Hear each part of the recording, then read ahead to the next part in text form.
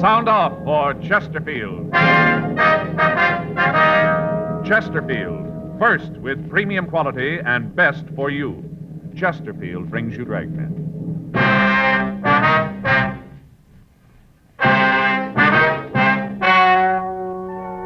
Ladies and gentlemen, the story you are about to hear is true. The names have been changed to protect the innocent.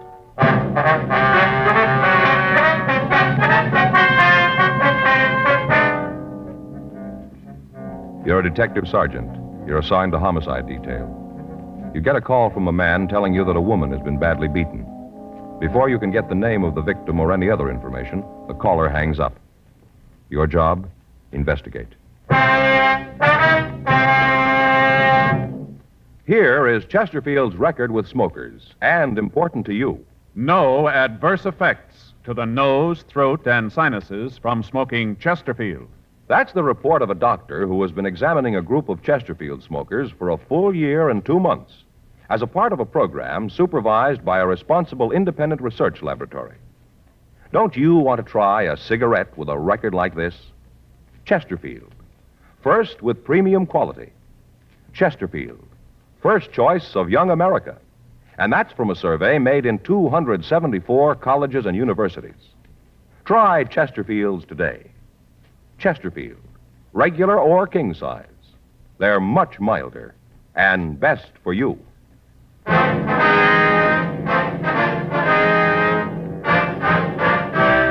Dragnet, the documented drama of an actual crime. For the next 30 minutes, in cooperation with the Los Angeles Police Department, you will travel step by step on the side of the law through an actual case transcribed from official police files. From beginning to end, from crime to punishment, Dragnet is the story of your police force in action. It was Friday, June 10th. It was hot in Los Angeles. We were working the night watch out of homicide detail. My partner's Frank Smith. The boss is Captain Lorman. My name's Friday. I was on my way back from the main jail, and it was 8:10 p.m. when I got to room 42. Homicide. Frank? Yeah. Wait a minute, I want to talk to you. I'm not going anyplace. Oh. Well, I talked to Evans. I couldn't get any more out of him. The arraignment's still set for the 14th, isn't it? Yeah, that's right. Hey, can't you settle down for a minute and stop that pacing up and down? What's the matter? Something on your mind? On my leg. Oh, something wrong with it? Not a thing. Just walking. Well, I wish you could manage to stand still for a minute. I'm getting a little bilious following you around the room. You know how far it is from here to the business office? What do you mean? How far? Oh, it's just across the hall. Is that what you mean? 25 feet? No, you're wrong. It's 1/210th of a mile. Well, that's good to know. It's 1/6 of a mile to the crime lab, including the stairs. 1/8 of a mile to Sal's Cafe. 4 trips to R&I equals 1/4 of a mile. Never knew that, did you? No. Our grand total tonight so far is over 6 miles, and we're only half through. What do you think of that, Joe? Well, what's it all prove? Well, this is a walking job we got. Well, everybody knows that, don't they? Yeah, but I'm the only one in the department who knows exactly how far we walk. That's fine. Any calls come in while I was out? No. Like to know how I do it? What's that? It's done with a pedometer. Measures miles. Just fastens on your leg, see? At the end of the day, you know exactly how far you walk. Yeah. Gonna measure everything, Joe. Keep track. Gonna know exactly how far everything is. What for? Somebody might want to know. Who? I'll get it. Homicide, Friday. Yeah. Now, what's that address again? Yeah. Right. Well, we got one to roll on. What do you got? Ambulance follow-up, Westlake area. Yeah. Woman's been beaten. 8:14 p.m. We left the city hall and drove to the address we'd been given. 8674 Cambria Street was a large private home that had been divided into apartments. The house was quiet, and there was no sign of any disturbance. There was a woman sitting in a glider on the front porch. We went up and talked to her. Something I can do for you? Police officers, ma'am. We got a call that there'd been some sort of trouble here. What kind of trouble? A woman had been beaten. Is that right? It must be some kind of joke. Nothing like that here. You sure you got the right address? It's the one we were given, ma'am. You got an apartment 104? Yeah, the last one back on the left. Rockmans live there, Mr. and Mrs. We'd like to see the apartment. Go ahead. Anything happened around here, I'd know about it. I'm the landlady. Anything happened, I'd know about it. Go ahead, you won't find anything. Thank you very much, ma'am. Here it is. I'll get it.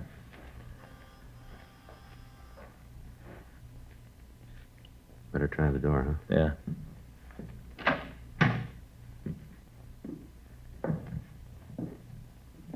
Nobody here. Looks like they had a party, huh? I'll Yeah. check the back.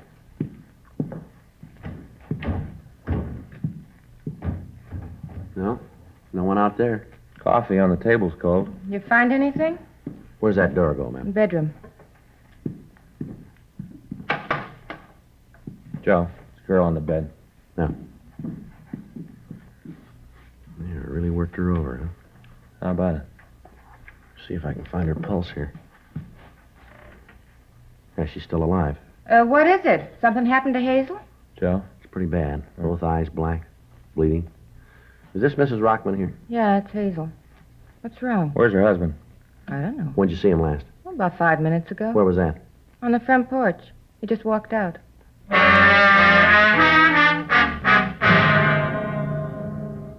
The ambulance crew arrived and immediately removed the victim to Georgia Street Receiving Hospital for emergency treatment. We got in touch with Officer Ed Barrett of the hospital detail and asked him to try to get a statement from the victim if she regained consciousness. We locked the door to the Rockman apartment to preserve any physical evidence we might need, and then we went down and talked to the landlady, Mrs. Ruth Baker. We found her on the front porch. We asked her what she knew about what had happened. I sure wish I could tell you more. How about Hazel? Is she going to be all right? We don't know yet, Miss Baker. She's pretty badly beaten. Mm-hmm. What do you want from me? Some questions we'd like to ask, ma'am. About what? I've told you what I know. Do you know where Mrs. Rockman's husband was going? No, I don't. I don't much care either. Did you say anything at all when he went out? Not a word. Just walked out in a sort of daze, like a trance, sort of. He didn't say anything at all to you? I just got through telling you that he didn't. Yes, ma'am. Mr. and Ms. Rockman fight often, would you know?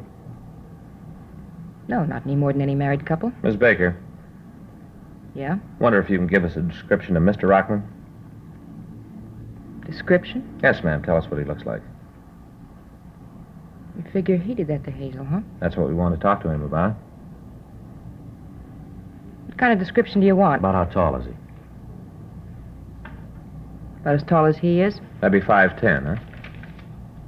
if that's what you are. How much would you say he weighed? Wouldn't even make a guess. I don't notice things like that. Yes, ma'am, but would you say he was medium build or heavy?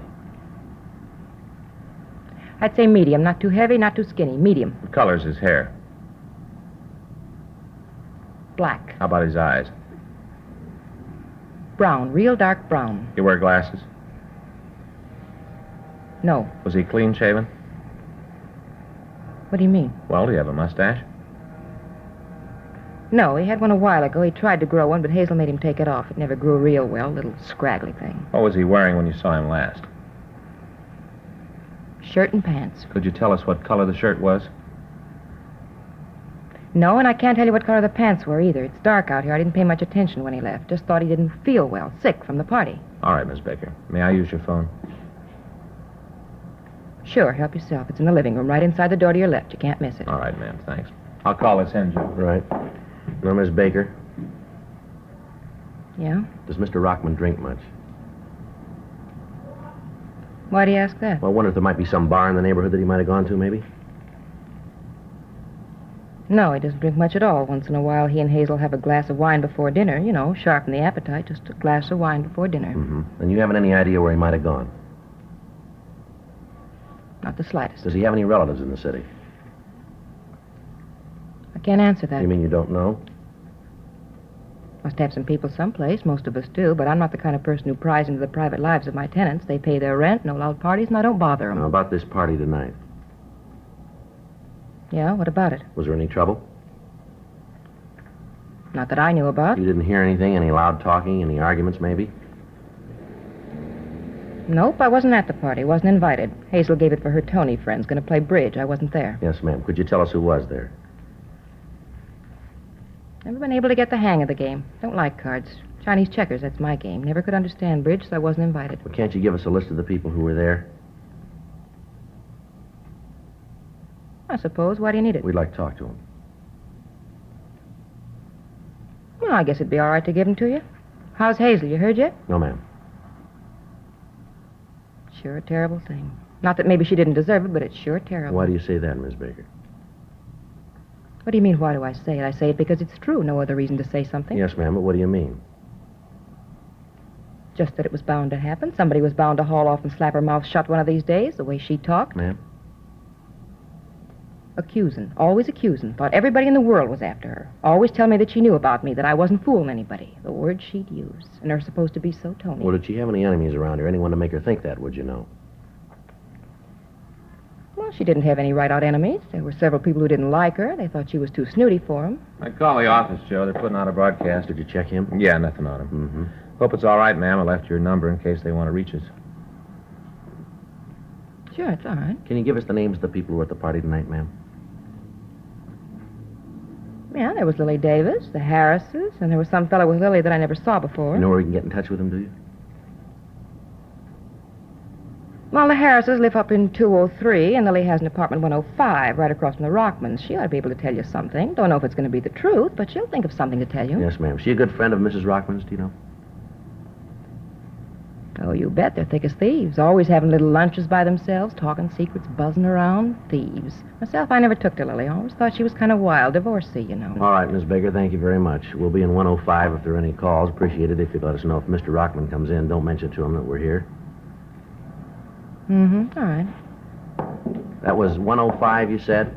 Yeah. Better talk to this Davis woman, huh? Yeah, maybe she can tell us where Rockman is. Yeah. 105, here it is. Yes? Miss Davis? Yes. Is there something I can do for you? Yes, ma'am. We're police officers. What is it you want with me? We'd like to talk to you, ma'am. Oh, well, come in. Thank you. I wonder if it'd be all right if we left the door open. I suppose so. Any special reason? Well, we'd like to keep an eye on the apartment across the hall. Well, what's it about? We understand that you know the Rockmans pretty well. I suppose so. Why? You have any idea where Mr. Rockman might be? No, I don't. Isn't he across the hall? No, ma'am, he isn't. Well, then I don't know where he is. Have you talked to Hazel? No, ma'am. Well, why don't you ask her? She should know. We were wondering if you could help us out. No, last I saw of him was when he left their place. Uh-huh. Say, I wonder if you'd mind if I went ahead with what I was doing. Ma'am? Probably seems silly to you, but it's a hobby of mine. Wire sculpture. Silly, but it gives me a chance to relax. Yes, ma'am. Will you go right ahead? I don't think I got your names. Well, my name's Friday. This is my partner, Frank Smith. How do you do, Mr. How do you do, Smith, ma'am? Mr. Friday? Well, what's all this about? Herman done something wrong? No, it's just a routine investigation, Miss Davis. Oh, mm-hmm. We understand that you were at their place tonight, a party, huh? Well, yes. Hazel was going to have a couple of tables of bridge. Anything unusual happen while you were there? No, nothing that you'd call really unusual. Who was there, ma'am? Oh, myself, the Harrises, they live upstairs, and Tom Reeves. Another couple were coming over after dinner, but they called and said they couldn't make it. It was just as well. None of us felt much like playing. Why was that? Well, Hazel wasn't feeling very well. She and Herman had a little argument. You know how it is, kind of uncomfortable. Excuse me. Hello? Yes. Oh, yes, Tom. No. Well, you've got to understand she wasn't feeling too well. Mm-hmm. Just one of those things. Yeah. What? No, I've got a meeting that I want to go to tomorrow night. Modern art, yes. At a place down on Melrose. Well, sure, if you want to. Mm-hmm. All right. You want to pick me up about 7? Right. Okay. See you then. Bye. Excuse me, that was Tom. He's a nice boy. I just met him tonight. The Rockmans set it up. Mm-hmm. What was this argument that the Rockmans had? Do you know what that was about? Well, it was nothing, just a little thing. Hazel hadn't been feeling well lately. It's awfully easy to set her off. I guess sometimes Herman doesn't realize it. Yes, ma'am, but what caused it tonight? Well, you see, Hazel's been thinking that there was somebody been following her, spying on her. She told Herman about it tonight. That made him a little angry. And, well, then at dinner we just sat down. Mrs. Harris said that she'd seen a picture of the dress that Hazel had on in the morning paper. Well, Hazel didn't understand. I guess she thought that Mrs. Harris was being nasty about it. And she got up and left the table, went into the bedroom. Yes, ma'am. Herman got up and went in after her. Came out and said that she wasn't feeling well. It kind of threw a damper on the evening, so when the other couple called and said that they wouldn't be able to make it, we all decided to call it quits. Mm-hmm. Was there any reason for Mrs. Rockman to feel that there was somebody spying on her? Would you know? No, Mr. Friday. It was just one of those things. She'd go along fine, feel good, and then she'd wake up in the morning and start to think about things, and she'd get depressed. Well, when she's like that, there isn't anything that can lift her out of it. We used to talk about it. I'd try to help her. Same thing happened to me, I know. It's just one of those things. Yes, ma'am. Maybe if they'd had children, it'd be different, but lately she hasn't been feeling well, and she and Herman haven't been getting along. He just didn't seem to understand. She'd get angry, and he'd work late, and the more he worked late and stayed away from home, the more she'd fret and get angry. It was just a vicious circle. Nothing anyone can do about it. It'll pass with time. Mm-hmm. When Rockman went in to see his wife, did they argue? Well, they had a few words, a little loud, nothing serious. Then he came out and said that everything was all right. Ma'am, did Rockman ever get violent toward his wife, do you know? What do you mean, violent? He ever hit her? No, I don't think so. A couple of times when I was over there, he looked like he might be thinking of it, but I never saw it. I think if he ever did hit her, Hazel would have told me. We were very close, as I said. I tried to help her. Mm-hmm. Just a few loud words. That's all I ever knew about. Anyway, after Herman came out of the bedroom, we all decided to leave. This fella, Tom, he wanted to go on, out someplace, but I was a little tired, and I'd just met him tonight, so I begged off and came home. Yes, ma'am. Can't you tell me what this is all about?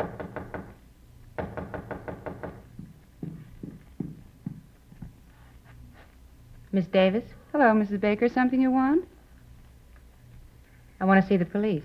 Mr. Smith, your office called, said you were to call this number right away. Here's the number they gave me. They said you'd know. I wrote it down. Thank you, ma'am. Here, you want to call, Joe? Yeah. What if I use your phone, Miss Davis? Sure, help yourself. Thank you.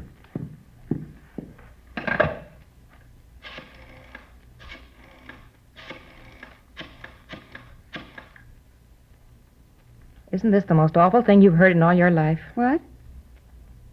Well, about Herman, what he did. Terrible. They ought to send him away for a long time, a good long Dr. time. Hall, please. What are you talking about? All the ambulances, the police, never had a thing like this happen before. All the excitement and what Herman did, just terrible. That's all terrible. Miss Baker, would you wait just a minute, please? Well, somebody tell me what this is all Hello, about. Doc Hall. This is Joe Friday. Yeah. Yeah, we're here now. She is.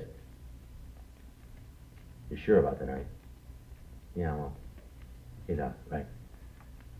No, we'll call him right out. Yes, it does. Right. Bye. Georgia Street. Yeah? Ms. Rockman died. There's something else. What? She wasn't beaten. She was shot to death.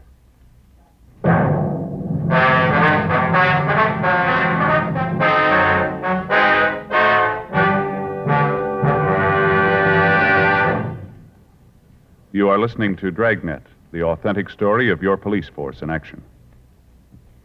Years ahead of them all. Chesterfield is years ahead of all cigarettes. Chesterfield quality is highest. Here's the proof. Recent chemical analyses give an index of good quality for the country's 6 leading cigarette brands.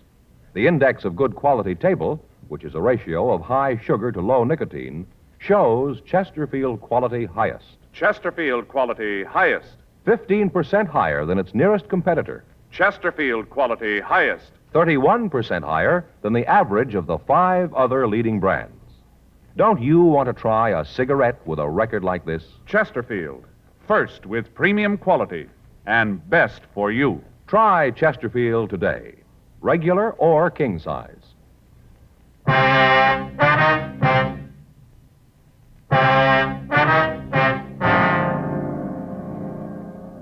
9:10 p.m. We called the crime lab, and Ray Pinker and a crew were sent out to check the physical evidence at the scene. We contacted Ed Barrett at the hospital, but he said the woman had not regained consciousness. Frank and I went upstairs to talk with Mr. and Mrs. Harris. They gave us substantially the same story we'd gotten from Lily Davis. They agreed that when Rockman went into the bedroom to see his wife, they'd heard loud voices but nothing else. They stated positively that as far as they knew, there'd been no shot fired while they were in the Rockman apartment. 9:17 p.m. We checked with the other people in the apartment building. None of them could report having heard a shot. From them, we got the same story of Mrs. Rockman's actions. Some of the neighbors said that they didn't get along with her. Others seemed to understand her feelings. 9:22 p.m. We checked back with Ray Pinker and the crew from the crime lab. We didn't spend a lot of time here, Ray. The husband looked good for it. We were trying to round him up. Shooting was a real surprise, huh? Looked like a beating to us. We couldn't tell. The boys from Georgia Street got her out of here right away. Yeah. Did you come up with anything, Ray? Yeah, a couple things. How you fellas got it figured? Well, talking to the neighbors, looks like the husband does. Talked to him? No, he walked right out after it happened. Got out a broadcast on him. Nothing's turned up yet, though. Mm-hmm. How's it look to you, Ray? Well, I'm not sure I can go along with you guys on the husband. Yeah? I talked with Doc Hall. We aren't going to be able to know for sure till they post the body. Woman was slapped around, we know that. Yeah, we saw her. It looked pretty brutal to us. You mean the black eyes? Yeah. What Doc Hall says, that didn't come from beating. He says the bullet did it. Was he pretty sure about it? Looks like it. Autopsy will prove it. Where'd you find the gun? Under the bed. Over here, right side. Mm-hmm. Indentation on the floor here. Evidently fell from her hand, bounced back under the bed. Any prints on it? Lifted 3 clean ones. You been able to make them? Lifted some from the dressing table over there. Perfume bottles, mirror. Looks like they might belong to the dead woman. Check them for sure later. And you figure maybe she did it herself then, huh? Way it's beginning to shape up. Well, how about the shot, Ray? Nobody we've talked to heard it. Here's the explanation for that. This pillow here. See the bullet hole here? Burn? Yeah. Doc Hall says she was shot in the back of the right ear. She must have held the gun in the pillow. That muffled the sound. What noise there was wouldn't be heard very far. Well, how can you be sure it was suicide, Ray? Just an idea now. We'll roll the dead woman's prints, run a blotter test on her, see if she fired the gun. Check for nitrate, we'll know for sure. Well, how long will that take? I'll be finished in an hour or so. I'll let you know then. From where I sit, though, it looks like she did it herself. Yeah. I still don't understand about the black eyes, though. The way I get it, the bullet entered just behind the right ear. Passed behind the eyes. I've seen it a couple times before. Yeah, but Doc Hall said that she'd been slapped a couple of times, Ray. Yeah. Said he found a couple of bruises on her cheeks. Not enough to do any damage, though. Sure not enough to kill her. Mr. Friday? Mr. Friday? Yes, ma'am. Can you come right over to my place? Herman's on the phone. What's that? Mr. Rockman, he called to find out how Hazel was. All right. Phone's right there. Thank you. Hello? Hello? Hello? Well, he's not there now. What'd he say? Well, he asked me if I knew how Hazel was. I told him that she was dead, and then I asked him where he was. Did he tell you? No. He just said for me to tell people that he was sorry he did it, for me to tell them that he didn't mean it. Mm-hmm. He said he didn't mean to kill Hazel. Well, the way it looks, he didn't do it. Then you better find him right away. Ma'am? He thinks he did, and he's going to kill himself.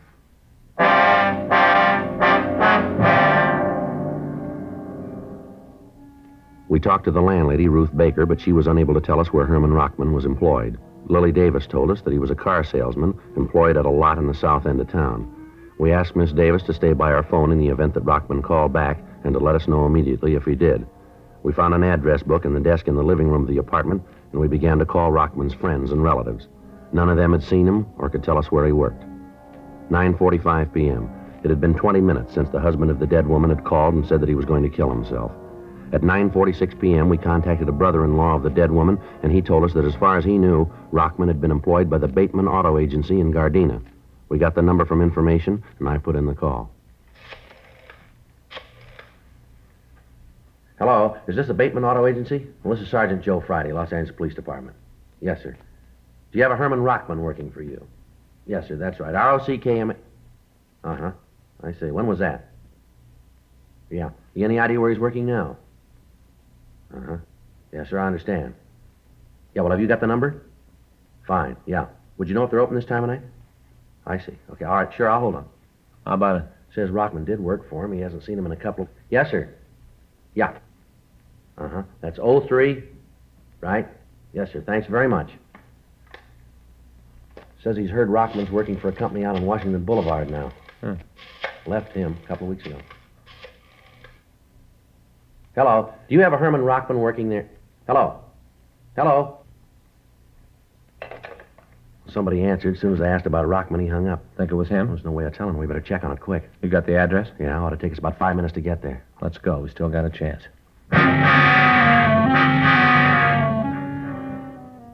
9:50 p.m. We left the apartment and we drove out Westlake Avenue and turned down to Washington Boulevard. We traveled Code 3, but because of the possibility of alarming Rockman, we turned off the sirens 6 blocks from the address of the used car lot. 9:54 p.m. We got to the place. The lot was dark. At the rear, in back of a line of cars, we could see a small shack. I hope he's here. Yeah. There's no lights on. The door's locked. Let's try the side. There's a window around there. Right. Can you see anything? No, the window's dirty. Got your flashlight? Yeah, here you go. Right, give me it. How about it? He's in there. Looks like he's out. Come on. Let's hit it. Right. Full of gas. Kill your flashlight. Right. I'll get him out of here. You want to get that heater? Right. The window's stuck. Break it. How about it? He's still alive. Fresh air should bring him around. Yeah. Rockman. Rockman. Come on, Rockman. You're all right. Come on. Sit up. Why'd you do it? Why'd you stop me? No reason for you to kill yourself. I got a reason. I killed Hazel. I didn't mean to. I loved her more than anything. I didn't mean it. I didn't know I hit her that hard. All right, settle down. Settle down. You didn't kill her, Rockman. Nobody asked you to come down here. I called you to take care of her. I knew it was too late. I killed her. She's dead, and it's my fault. Why'd you come here? Why'd you stop me? All right, now take it easy, will you, Rockman? Straighten yourself out here. You didn't kill your wife, Rockman. You understand? What? We don't think you killed her. We think she did it herself. Huh? Oh. Well, she wasn't well. She was sick. She didn't know what she was doing. She did the wrong thing, didn't she? Her way wasn't right.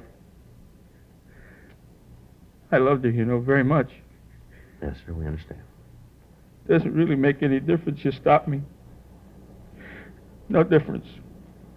Sir? Doesn't make any difference that you stop me. I loved her. No difference at all. How's that? I died with her.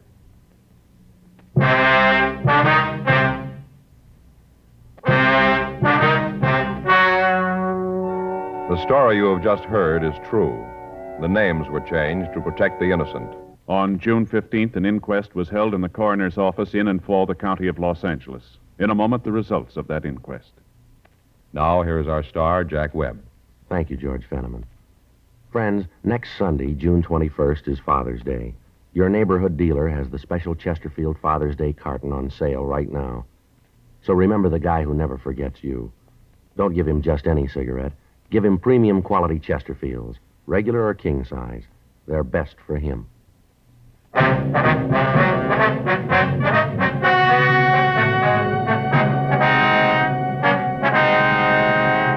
At the coroner's inquest, it was decided that the wound that killed Hazel Eileen Rockman was self-inflicted. The death was listed as a suicide. Her husband, Herman George Rockman, was not held.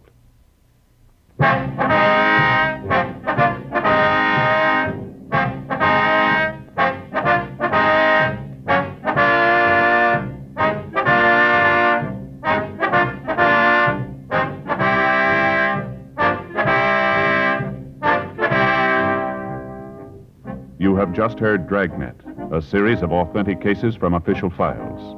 Technical advice comes from the Office of Chief of Police W.H. Parker, Los Angeles Police Department. Technical advisors Captain Jack Donahoe, Sergeant Marty Wynn, Sergeant Vance Brasher. Heard tonight were Ben Alexander, June Whitley, Lillian Byatt. Script by John Robinson, Ben Alexander. Music by Walter Schumann. Hal Gibney speaking. For a million laughs, tune in Chesterfield's Martin and Lewis show, Tuesday on this same NBC station. And sound off for Chesterfields. Either regular or king size, you'll find premium quality Chesterfields much milder. Chesterfield is best for you. Chesterfield has brought you Dragnet, transcribed from Los Angeles. Have you tried new cork-tipped Fatima? It's the smooth smoke. Here's why. New Fatima tips of perfect cork, king size for longer filtering, and Fatima quality for a much better flavor and aroma. Remember, Fatima has the tip for your lips. Try new Fatima. See how smooth it is. Fatima is made by the makers of Chesterfield, Liggett and Myers, one of tobacco's most respected names.